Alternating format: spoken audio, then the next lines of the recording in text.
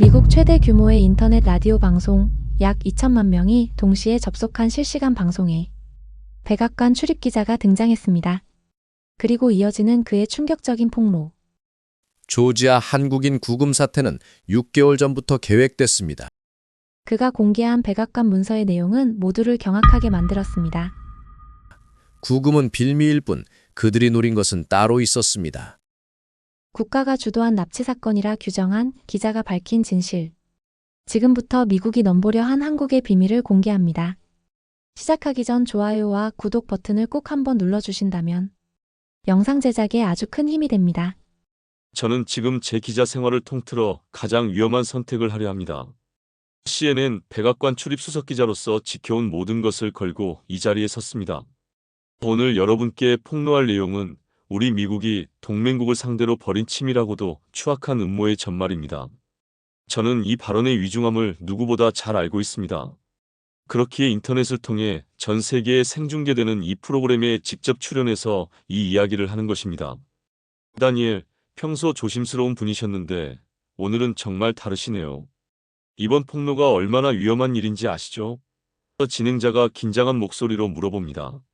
그렇습니다. 저는 수십 년간 기자로서 위대한 미국을 만들어가는데 동참해왔습니다.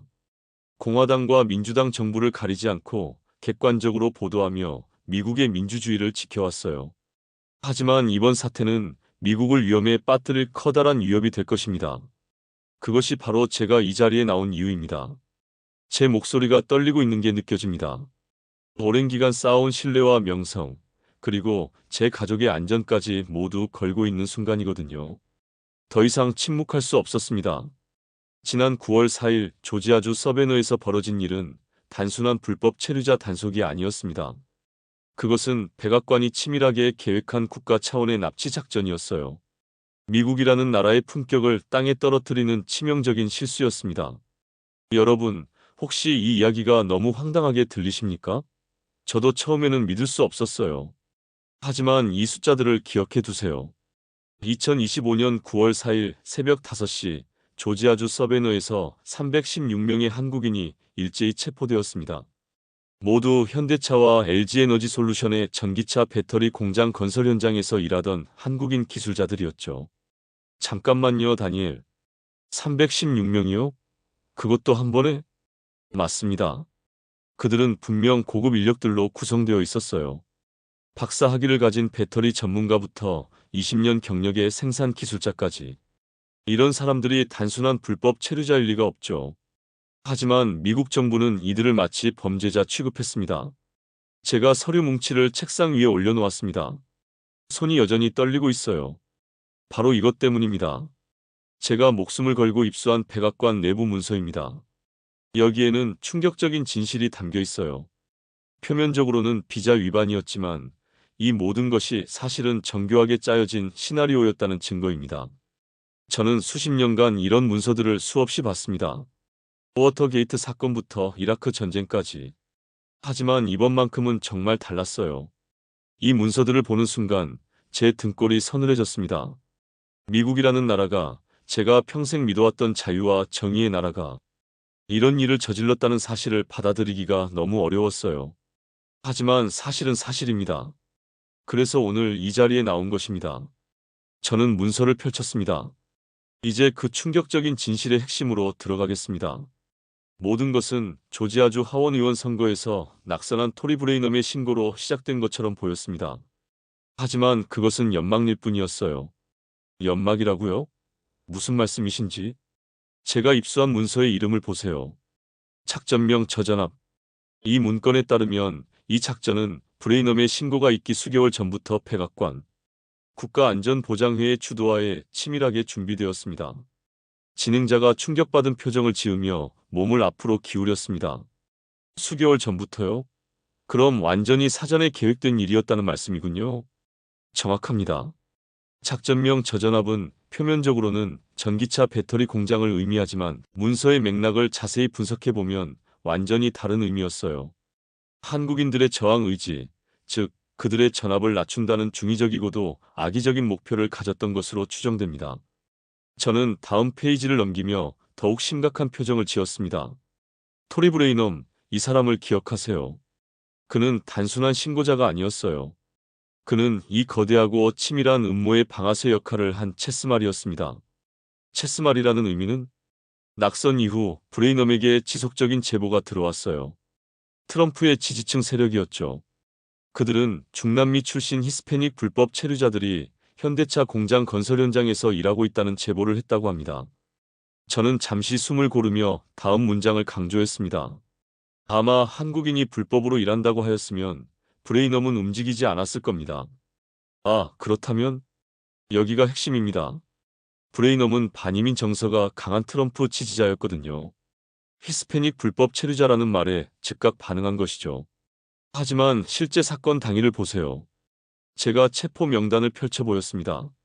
단속 대상의 대다수는 한국인 기술자들이었죠. 중남미인은 4명 정도밖에 없었습니다. 진행자가 놀라며 소리쳤습니다. 4명요? 475명 중에서? 맞습니다. 이것이 이 작전의 교묘함입니다. 브레이넘은 히스패닉을 잡으러 갔다고 생각했지만 실제로는 한국인들을 잡는 함정에 빠진 것이에요. 저는 문서를 넘기며 더 깊은 진실을 드러냈습니다. 하지만 불쌍한 브레이넘도 몰랐습니다. 자신이 미국 역사상 가장 치밀하고 비열한 작전의 단순한 도구로 이용당하고 있다는 사실을 말이에요. 그는 자신이 방아쇠를 당기는 순간 무엇이 시작될지 전혀 알지 못했습니다. 그럼 브레이넘도 어느 정도는 피해자라는 말씀인가요? 그렇다고 볼 수 있죠. 하지만 그의 편견과 증오가 이 모든 비극의 시작점이 되었다는 것도 부인할 수 없어요. 백악관은 바로 이런 인간의 약점을 교묘하게 이용한 것입니다. 저는 심각한 표정으로 계속 말을 이었습니다. 이제 작전 계획의 핵심으로 들어가겠습니다. 왜 한국인가라는 질문에 대한 답이 여기에 있어요. 다니엘, 정말 궁금합니다. 왜 하필 한국이었을까요? 미국에는 다른 나라 기업들도 많이 투자하고 있지 않나요? 그것이 핵심입니다. 트럼프 행정부의 최우선 과제는 미국 제조업의 부활이었어요. 이를 위해 아시아의 동맹국들을 하나하나 압박해 나갔죠. 먼저 일본을 보세요. 일본의 도요타는 어떻게 반응했을까요? 저는 잠시 숨을 고르며 차분하게 설명했습니다. 도요타는 놀랍도록 고분고분했습니다. 미국 정부가 기술 공유와 현지 인력 교육을 요구하자마자 즉각 응답했어요. 현지 대학과 협력하여 미국 인력을 교육하는 프로그램을 시작했습니다. 자신들의 생산 기술도 기꺼이 공유했고 미국의 인력 육성 정책에 적극적으로 동참했어요. 진행자가 고개를 끄덕이며 물었습니다. 일본은 순순히 협조했군요. 그럼 별다른 문제가 없었겠네요. 맞습니다. 일본 기업들은 전통적으로 미국의 요구에 매우 유연하게 대응해 왔어요. 1980년대 자동차 무역 분쟁 때도 그랬고 1990년대 반도체 협정 때도 마찬가지였죠. 그들은 생존을 위해서라면 적당한 타협을 선택하는데 아주 익숙한 민족이었습니다. 저는 목소리 톤을 낮추며 대조적인 상황을 설명하기 시작했습니다. 하지만 한국은 완전히 달랐습니다. 그들은 분명히 우리의 동맹국임에도 불구하고 결코 고분고분하지 않았어요. 자신들만의 독자적인 길을 가려 했죠. 미국의 압박에도 쉽게 굽히지 않았습니다. 구체적으로 어떤 면에서 달랐나요? 한국도 미국과 오랜 동맹 관계 아닌가요? 동맹 관계는 맞지만 사업 방식이 완전히 달랐어요. 한국 기업들은 미국 정부의 기술 공유 요구에 즉각적으로 응하지 않았습니다. 현지 인력 교육 프로그램도 미국 정부가 원하는 방식이 아닌 자신들만의 방식을 고집했어요. 백악관 입장에서는 도저히 예측할 수 없는 파트너였던 겁니다. 저는 잠시 말을 멈추고 물을 한 모금 마시며 더욱 중요한 내용을 준비했습니다. 더 심각한 문제는 한국의 압도적인 기술력이었어요. 현재 전 세계 전기차 배터리 시장에서 한국 기업들이 차지하는 비중을 아시나요? 무려 30%가 넘습니다. LG에너지솔루션, 삼성 SDI, SK온. 이 세 회사의 기술력은 그야말로 세계 최고 수준이에요. 30%요? 그 정도로 한국의 영향력이 큰가요? 상상 이상입니다. 테슬라, 포드, GM 같은 미국의 대표 자동차 회사들이 모두 한국 배터리를 사용하고 있어요. 심지어 중국의 BYD도 한국 기술에 의존하는 부분이 많죠. 미국은 이 사실을 뼈저리게 깨달았던 겁니다. 진행자가 놀란 표정으로 반응했습니다. 그렇다면 한국의 기술력이 미국 제조업 부활의 절대적인 핵심 요소였다는 말씀이군요. 바로 그겁니다. 미국은 중국과의 기술 경쟁에서 점점 뒤처지고 있었어요. 특히 차세대 산업의 핵심인 배터리 분야에서는 한국의 도움 없이는 도저히 불가능한 상황이었죠. 하지만 문제는 한국이 자신들의 핵심 기술을 쉽게 내주려 하지 않았다는 것입니다. 하지만 문제는 한국이 자신들의 핵심 기술을 쉽게 내주려 하지 않았다는 것입니다. 저는 더욱 심각한 표정으로 말을 이었습니다. 그런데 백악관의 진짜 속내는 한국의 기술만이 아니었어요. 그들이 정말로 원했던 것은 한국의 사람과 그들이 가진 시스템을 흡수하는 것이었습니다. 사람과 시스템이요? 많은 전문가들이 한국의 성공 비결을 두고 여러 가지를 꼽곤 하죠. 세계에서 가장 빠른 인터넷 속도, 특유의 빨리빨리 문화, 혹은 강력한 리더십 등을 말이에요. 하지만 제가 입수한 보고서의 분석은 전혀 달랐습니다. 저는 잠시 숨을 고르며 가장 중요한 부분을 강조했습니다. 그들은 한국의 진짜 힘을 단 하나의 단어로 정의하고 있었어요. 바로 책임감이었습니다. 책임감이요? 조금 추상적인데요. 전혀 추상적이지 않습니다. 이 책임감이라는 단어의 의미를 이해하기 위해서는 미국 기업 내에서 한국인 근로자들이 받는 평가를 살펴보는 것이 가장 빠르죠. 보고서에 따르면 실리콘밸리부터 월스트리트까지 미국 경영자들은 한국인들을 기업 입장에서 소위 가성비가 가장 뛰어난 인력으로 평가하고 있었어요. 진행자가 놀란 듯 물었습니다.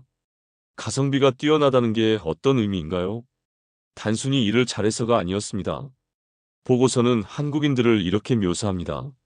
그들은 일단 목표가 주어지면 그 목표를 달성하기 위해 뒤를 돌아보지 않고 질주하는 한 마리의 굶주린 맹수와 같다고 말이에요. 저는 목소리를 낮추며 구체적인 사례들을 설명했습니다. 보고서는 더욱 구체적인 내용들을 나열하고 있어요. 그들에게 출퇴근 시간이라는 개념은 무의미해 보인다. 임무를 완수하기 위해서라면 연장 근무나 주말 근무는 당연한 것으로 여기며 심지어 이에 대한 초과 근무 수당 요구조차 거의 하지 않는다고 분석했습니다. 정말 그런가요? 요즘 시대에 실제로 조지아 공장 건설 현장에 파견된 미국 컨설팅 회사의 중간 보고서에는 이런 충격적인 내용이 첨부되어 있었어요. 한국인 엔지니어들은 예상치 못한 설비 문제가 발생하자 퇴근도 하지 않고 36시간 동안 교대로 쪽잠을 자며 문제를 해결했다. 누구도 강요하지 않았지만 그들은 이것을 우리 공장의 문제이자 나라의 자존심이 걸린 문제라고 말했다는 내용이었습니다. 진행자가 감탄하며 말했습니다. 대단한 책임감이네요. 보고서의 마지막 분석이 가장 소름 끼쳤어요. 한국인들은 단순히 돈을 벌기 위해 일하는 것처럼 보이지 않는다. 그들은 이를 통해 자신의 가치를 증명하고 공동체의 성공에 기여하는 것에서 자아실현을 하는 듯하다. 이러한 집단적 책임감과 헌신은 전 세계 어느 나라, 어느 민족에게서도 찾아보기 어려운 지극히 한국적인 특성이다라고 결론지었습니다. 저는 잠시 말을 멈추고 진행자를 바라보았습니다. 그런데 이 부분에서 제가 실제 한국의 사례를 찾아본 것이 있는데요. 어떤 사례인가요? 정말 놀라운 발견이었습니다. 한국의 대기업들은 자체적인 시스템을 통해 근무 시간 이후에는 컴퓨터의 전원이 자동으로 차단되도록 조치해 놓기도 해요. 직원들이 야근을 못하게 말이죠. 진행자가 의외라는 표정을 지었습니다. 야근을 못하게 한다고요? 그런데 아까 한국인들이 36시간 동안 일했다고 하셨잖아요. 바로 그것이 한국의 독특한 점입니다. 회사는 제도적으로 야근을 막지만 정작 한국인들은 필요할 때는 그런 제도를 뛰어넘어서라도 일을 완성하려 한다는 거예요. 이게 미국인들이 이해할 수 없는 부분이었던 것 같아요. 저는 더욱 구체적인 사례를 들었습니다. 한국 공무원이나 공공기관에서는 근무 시간, 보통 오전 9시부터 오후 6시 외에는 냉난방기기 가동을 제한하거나 아예 차단하는 조치가 시행되고 있습니다. 정부 차원에서 야근을 원천 차단하는 거죠. 그렇게까지 하나요? 더 놀라운 건 연차 촉진제라는 제도입니다. 이건 근로자가 법적으로 부여받은 연차 휴가를 소멸 전에 적극적으로 사용하도록 사업주가 미리 안내하고 권고하는 제도예요. 한국법에도 명시되어 있습니다. 저는 이 제도의 구체적인 절차를 설명했습니다. 연차 만료 6개월 전 근로자에게 남은 연차 일수와 연차 사용 촉진을 서면으로 통보하고 근로자가 사용 계획을 제출하도록 요청해요. 만약 근로자가 계획을 제출하지 않으면 회사가 연차 사용 시기를 지정해 통보하여 연차를 쓰도록 권고하는 2단계 절차가 있습니다. 회사에서 직원에게 휴가를 강제로 보낸다는 말씀이군요. 맞습니다. 표면적으로는 사업주의 미사용 휴가에 대한 지급수당 부담을 완화한다는 목적이 있었지만 실제로는 근로자의 충분한 휴식 보장을 위해 법적으로 마련된 절차적 장치예요. 아마 휴가를 강제로 보내는 국가는 한국뿐이지 않겠습니까? 진행자가 감탄하며 말했습니다. 정말 독특한 나라네요. 이런 점들이 미국을 당황스럽게 만들었던 것 같아요. 제도적으로는 세계에서 가장 철저하게 근로자 보호를 하면서도 정작 위기 상황에서는 그 누구보다 헌신적으로 일하는 민족. 이런 모순적이면서도 강력한 시스템을 어떻게 이해하고 통제할 것인가가 백악관의 가장 큰 고민이었을 겁니다. 다음으로 저는 이 지점에서 백악관이 깨달은 뼈아픈 진실을 설명하기 시작했습니다. 한국의 기업을 통째로 사들여 기술을 가질 수도 있고 더 많은 한국인을 고용해 제조업 부활을 꾀할 수도 있겠지만 저 무형의 자산, 책임감이라는 것은 결코 돈을 주고 살 수 없다는 것을 깨달은 겁니다. 그렇다면 미국은 어떤 선택을 했나요? 그 순간 미국이 온전히 자신만의 능력만으로는 산업을 부활시킬 수 없다는 냉혹한 현실을 파악했어요. 그렇다면 남은 방법은 하나뿐이었죠. 정상적인 방법으로 가질 수 없다면 비정상적인 방법으로 빼앗는 것. 그들은 결국 가장 과격하고 위험한 방법을 쓰는 수밖에 없었던 겁니다. 저는 목소리에 분노를 담아 계속했습니다. 자, 이제 제가 왜 이 사건을 단순한 단속이 아닌 국가가 주도한 납치라고 불렀는지 그 끔찍한 진실을 말씀드릴 시간입니다. 납치라는 표현이 과하지 않나요? 전혀 과하지 않습니다. 백악관의 계획은 잔인할 정도로 교활했어요. 저전압 작전의 진짜 목적은 비자 단속을 빌미로 한국인 핵심 기술자들을 대거 구금하는 것이었습니다. 그들은 단순한 불법 체류자가 아니었어요. 그들은 바로 한국 기업의 목줄을 쥘 수 있는 가장 효과적인 인질이었습니다. 진행자가 충격받은 표정으로 물었습니다. 인질이요? 어떤 의미에서 인질인가요? 작전 계획서에는 소름 끼치는 문장이 적혀 있었습니다. 물리적 구금을 통해 심리적 압박을 극대화한다. 동시에 예상치 못한 회유책을 제시하여 내부 분열과 혼란을 야기한다. 여러분, 이것은 단순한 협박이 아니었어요. 이것은 영혼 파괴 공작이었습니다. 영혼 파괴 공작이요? 그들의 시나리오는 악마적이었습니다. 열악한 구금 시설에 갇혀 절망에 빠진 기술자들에게 한편으로는 쇠사슬을 채워 인간적인 모멸감을 주고 다른 한편으로는 악마의 제안을 하는 겁니다. 어떤 제안이요? 한국으로 돌아가지 않고 이곳에 남아 미국인들에게 당신들의 모든 것을 가르쳐라. 그러면 이 끔찍한 곳에서 당장 꺼내주는 것은 물론 당신과 당신 가족에게 평생의 부와 영주권을 보장하겠다는 회유책이었습니다. 이것이 그들의 달콤한 독이었어요. 저는 더욱 격앙된 목소리로 계속 설명했습니다. 한 손에는 채찍을, 다른 한 손에는 사탕을 들고 길들이려는 것과 같았어요. 쇠사슬로 육체를 묶은 채 달콤한 약속으로 정신을 흔들어 그들의 자부심과 동료애, 그리고 조국에 대한 충성심을 무너뜨리는 것이었습니다. 정말 끔찍하네요. 그리고 마침내 그들의 영혼이 완전히 파괴되었을 때 그들을 인질로 삼아 한국 정부와 기업에 요구하는 겁니다. 너희의 기술, 너희의 시스템, 너희의 자본, 그리고 너희의 미래까지. 이 사람들을 되찾고 싶다면 한국의 모든 것을 내놓아라. 진행자가 경악하며 물었습니다. 한국 전체를 요구한다는 말씀이군요. 이것이 바로 저전압 작전의 최종 목표였던 것으로 분석됩니다. 국가가 동맹국의 인재를 납치해 그들의 영혼까지 파괴한 뒤 국가 전체를 삼키려 했던 역사상 가장 비열한 계획이었던 셈이죠. 사실 이 내용은 아주 조심스럽게 말씀드리지만 미국은 한국인을 구금하며 공장 건설 현장의 대대적인 수색과 한국인 기술자들의 노트북 등을 압수했었죠. 현장과 기술자들의 노트북에는 어떤 자료가 있었을까요? 아마 미국은 원하는 것을 이미 손에 넣었을지도 모릅니다. 저는 잠시 말을 멈추고 가장 충격적인 사실을 공개했습니다. 사실 이 내용은 아주 조심스럽게 말씀드리지만 미국은 한국인을 구금하며 공장 건설 현장의 대대적인 수색과 한국인 기술자들의 노트북 등을 압수했었죠. 현장과 기술자들의 노트북에는 어떤 자료가 있었을까요? 아마 미국은 원하는 것을 이미 손에 넣었을지도 모릅니다. 진행자가 깜짝 놀라며 소리쳤습니다. 잠깐만요, 다니엘. 노트북을 압수했다고요? 그럼 이건 단순한 체포가 아니라 산업 스파이 행위 아닙니까? 바로 그겁니다. 이제 미국이 정말 무엇을 노렸는지 분명해졌죠. 진행자가 경악한 목소리로 물었습니다. 그렇다면 한국은 어떻게 대응했나요? 가만히 있을 리 없잖아요. 백악관은 한국이 항의하고 협상하고 결국에는 일부 양보하며 굴복할 것이라 예상했습니다. 하지만 그들의 오만한 작전은 잠자는 사자의 코털을 건드린 꼴이 되고 말았죠. 조지아에서 체포 작전이 벌어진 지 불과 몇 시간 만에 대한민국은 전광석화와 같은 대응에 나섰습니다. 구체적으로 어떤 대응이었나요? 이재명 대통령은 우리 국민의 권익과 대미 투자, 기업 경제 활동이 부당하게 침해되어서는 안 된다며 총력 대응을 지시했고 외교부는 즉각 비상대응본부를 가동했어요. 하지만 진짜 무서운 일은 그 다음에 벌어졌습니다. 저는 목소리에 감탄을 담아 계속했습니다. 정부의 발표가 끝나기 무섭게 더욱 무서운 일이 벌어졌어요. 마치 약속이라도 한 듯 현대차와 LG에너지솔루션은 조지아 배터리 공장 건설을 무기한 중단한다고 발표했습니다.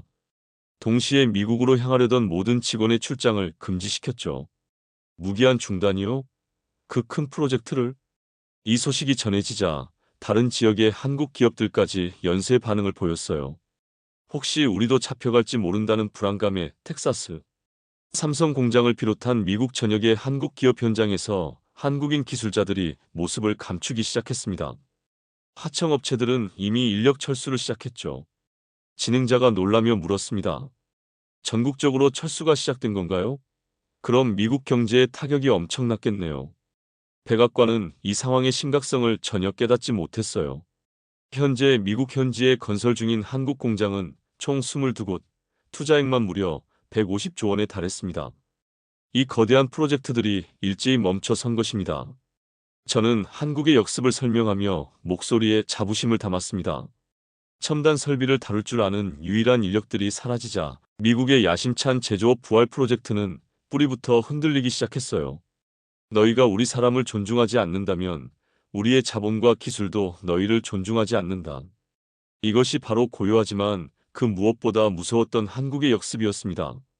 한국 기업들의 투자 중단 선언이 떨어지자 미국은 말 그대로 뒤집어졌습니다. 조지아 주지사가 제일 먼저 폭발했어요. 76억 달러의 보조금이 투입된 공장이 멈추면 우리 주의 경제는 끝장이야. 그는 워싱턴으로 달려가서 백악관 문을 두드리며 맹렬히 항의했습니다. 주지사가 직접 워싱턴까지 갔다고요? 그게 끝이 아니었어요. 텍사스 주지사, 엘라베마 주지사, 오하이오 주지사까지 줄줄이 워싱턴으로 몰려들었습니다. 자신들 주에 있는 한국 공장들이 모두 멈출까봐 공포에 질린 거죠. 상황은 점점 통제불능이 되어갔어요. 언론들의 반응은 더욱 격렬했습니다. 월스트리트 저널의 헤드라인이 충격적이었어요. 트럼프의 두 정책이 정면 충돌, 제조업 부활 꿈 산산조각. 워싱턴 포스트는 한술 더 떠서 트럼프, 미국 제조업, 일자리 수만 개를 도박판에 올려라는 제목으로 정면 공격했습니다. 보수 언론도 트럼프를 비판했나요? 평소에는 그를 옹호하던 매체들 말이에요. 바로 여기서 상황이 정말 심각해졌다는 걸 알 수 있었어요. 폭스뉴스가 트럼프를 비판한 거예요. 한국은 우리의 혈맹국이다. 이런 식으로 대하면 안 된다. 폭스뉴스가 트럼프를 비판한다는 건 하늘이 무너지는 일이거든요. 하지만 진짜 전쟁터는 백악관 내부였습니다. 국무부와 국방부가 완전히 폭발했어요. 국무장관이 트럼프에게 직접 따졌습니다. 대통령님, 이건 외교적 재앙입니다. 동맹 관계가 파탄날 위험이 있어요. 국방부는 더욱 강력했습니다. 한국과의 안보 협력이 틀어지면 대중국 견제 전략 전체가 무너집니다. 북한 문제도 해결할 수 없어요. 정부 내부에서 반란이 일어났다는 말씀이군요. 맞습니다. 하지만 트럼프는 오히려 더 자신만만해졌어요. 한국 놈들이 결국 굴복할 거야. 자기 국민들이 감옥에 갇혀 있는데 언제까지 버틸 수 있겠어? 그는 이 상황을 한국을 완전히 굴복시킬 절호의 기회라고 판단한 거죠. 그래서 트럼프는 더욱 극단적인 선택을 했습니다. 9월 10일 오후 3시 이미 애틀랜타 공항에서 대기 중이던 대한항공 전세기가 갑자기 이륙을 금지당했어요. 316명의 한국인을 태우고 한국으로 출발할 예정이었는데 말이죠. 이미 공항에 있던 비행기를 트럼프가 직접 개입했습니다. 구금된 한국 국민들이 모두 숙련된 기술자들이니 한국으로 보내지 말고 여기서 우리 인력을 교육시키는 방안을 검토하라. 이게 트럼프의 지시였어요. 진행자가 경악했습니다. 완전히 인질극이네요. 바로 그겁니다. 기술자들을 완전히 인질로 삼아서 이 기회에 한국의 모든 기술을 빼앗으려 했던 겁니다. 하지만 트럼프는 한국이 어떤 나라인지 전혀 몰랐어요. 한국은 자국민의 존엄성이 걸린 문제에서는 절대 물러서지 않는 민족이거든요. 사실 저도 이때까지는 한국이 결국 타협할 것이라 생각했습니다. 하지만 다음에 일어난 일을 보고 완전히 충격받았어요.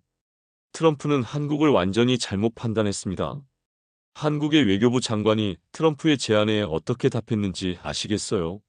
우리 국민이 대단히 놀라고 지친 상태여서 먼저 귀국했다가 다시 돌아와 일하는 게 좋겠다며 정중하지만 단호하게 거절했어요. 완전히 거절한 건가요? 더 놀라운 건 포크스턴 구금 시설에 갇혀있던 316명의 한국인들 반응이었어요. 미국 정부가 제시한 달콤한 조건을 모두 거부했습니다. 영주권, 고액 연봉, 가족 초청까지 모든 걸 포기하고 한국으로 돌아가겠다고 한 목소리로 외쳤어요. 진행자가 놀라며 물었습니다. 정말요? 그 좋은 조건들을 다 포기했다고요? 그들은 자신들을 위해 전세기를 띄우고 세계 최강 대국에 맞서 한치의 물러섬도 없이 싸우는 조국을 믿었습니다. 그들은 백악관의 달콤한 제안을 거부하고 범죄자에게 내려지는 추방이 아닌 떳떳한 자진 출국을 선택했어요. 언제든 다시 미국 땅을 밟을 수 있는 권리를 스스로 쟁취한 것이죠. 저는 목소리에 감동을 담아 계속했습니다. 9월 11일 드디어 대한항공 전세기가 이륙했습니다. 모두 떠났어요. 그 장면을 본 애틀랜타 공항 직원들이 박수를 쳤다고 합니다. 그렇다면 결국 미국은 무엇을 얻었나요? 자, 그렇다면 이 모든 소동 끝에 우리 미국은 대체 무엇을 얻었습니까? 아무것도 없습니다. 오히려 모든 것을 잃었죠. 150조 원의 투자 기회는 공중으로 날아갔고 동맹국 국민을 쇠사슬로 묶는 나라라는 오명을 얻었으며 세계 최강 대국의 이미지는 처참하게 망가졌습니다. 실제로 많은 국가에서는 이번 사건으로 인해 어떤 나라가 미국에 투자하겠냐면서 트럼프 정부의 어리석은 행동을 비판했어요. 저는 카메라를 정면으로 응시하며 마지막 메시지를 던졌습니다. 텅 빈 공장과 실직한 노동자들, 그리고 분열된 사회. 이것이 우리가 얻은 결과의 전부입니다. 월스트리트 저널은 사설에서 이렇게 말했어요. 미국이 더 많은 외국인 투자를 받기 위해서는 더 많은 임시 비자가 필요할 것이다. 미국인들이 이재명 대통령의 말을 듣기 거북하겠지만 그것이 사실이다. 우리는 이번 사태를 통해 뼈아픈 교훈을 얻어야 합니다. 21세기의 진정한 힘은 상대를 굴복시키는 것이 아니라 상대를 존중하고 함께 성장하는 데서 나옵니다. 낡은 오만함을 버리고 진정한 파트너로 거듭나지 않는다면 위대한 미국의 꿈은 이 멈춰버린 공장처럼 폐허 속에 남게 될 것입니다. 우리가 본 것은 단순한 외교 분쟁이 아니었습니다. 한 나라의 품격이 무엇인지, 진정한 국력이 무엇인지를 보여준 사건이었죠. 316명의 기술자들이 달콤한 제안을 모두 거부하고 조국을 선택한 그 순간 세계는 대한민국의 진짜 모습을 보았습니다. 돈으로 살 수 없는 것들이 있다는 것을, 굽힐 수 없는 자존심이 있다는 것을 말입니다. 미국이 150조 원을 날려버리면서까지 지키려던 오만함과 우리가 그 모든 것을 포기하면서까지 지킨 존엄함. 어느 쪽이 진짜 승자였는지는 이제 분명해졌습니다. 이런 순간들이 쌓여서 오늘의 대한민국이 만들어졌고 앞으로도 그럴 것입니다. 영상 끝까지 함께 해주신 그 마음 잊지 않고 기억하겠습니다. 여러분의 구독과 좋아요, 그리고 남겨주신 생각 하나하나가 저희 코리아 공감의 다음 이야기를 만듭니다. 감사합니다.